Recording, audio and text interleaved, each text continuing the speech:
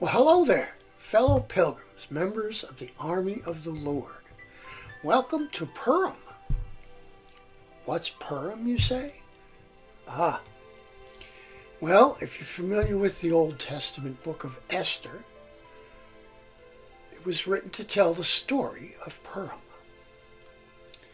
Well, today, we are in the middle of Purim. It started the evening of the 23rd of March, and it will end at sundown this evening, the 24th of March. It is extended for a second day into Monday evening in Israel itself. Purim is basically the telling of the story of the book of Esther. And I'm going to do two things special for Purim today. I've done them before, but I'm doing them fresh and new. There's a Purim poem that's done in rhyme that's in the public domain. It's a poem by Iris Nadel. It tells the story of Purim in a rhyming poem. Now, whether all the facts are laid out in a way that makes sense in order to get it all to rhyme, well, you have to understand that stories were told mouth to mouth back then. They were not written down in books like we have a Library of Congress or something like that today. So, facts are there, but they're loosely there. It's just the truth. So, Iris has done a great job here telling the story, utilizing a rhyming type of poetry. So, I hope you enjoy this as you celebrate Purim. And if I have any Jewish listeners, happy Purim. And we are so thankful that Purim worked out the way that it did. So without further ado, let's look at a Purim poem by Iris Nadel. If you don't know the story of Purim, you can learn it by listening to this poem. I think later today, I also, and whether I'll put it out today or tomorrow, I don't know, but I'm going to do the story of Purim as well. But for now, let's do a Purim poem.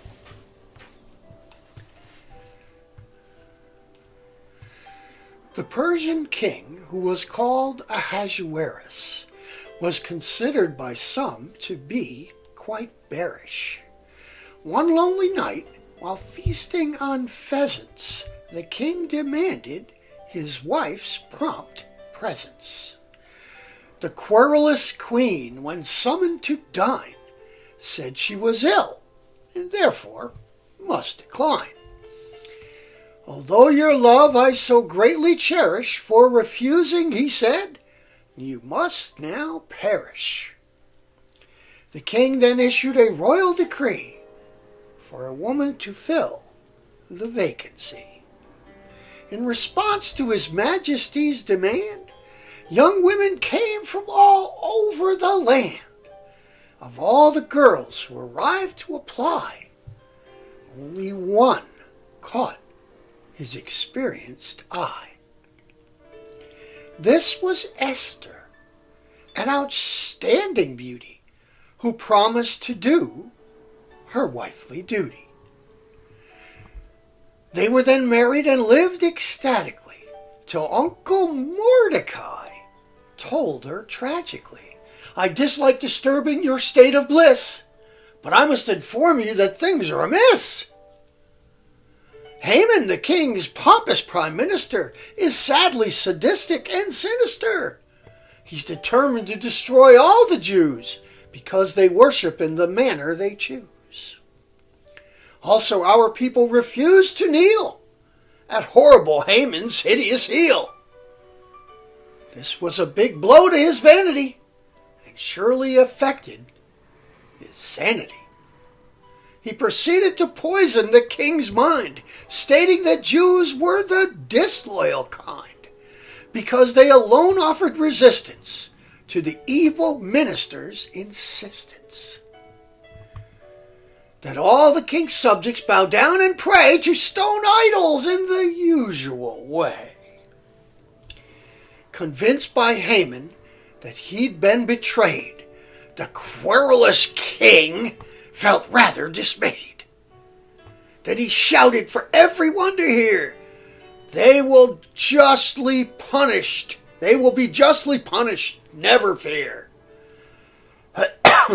Queen Esther, hearing this, became alarmed, for the queen did not want her people harmed.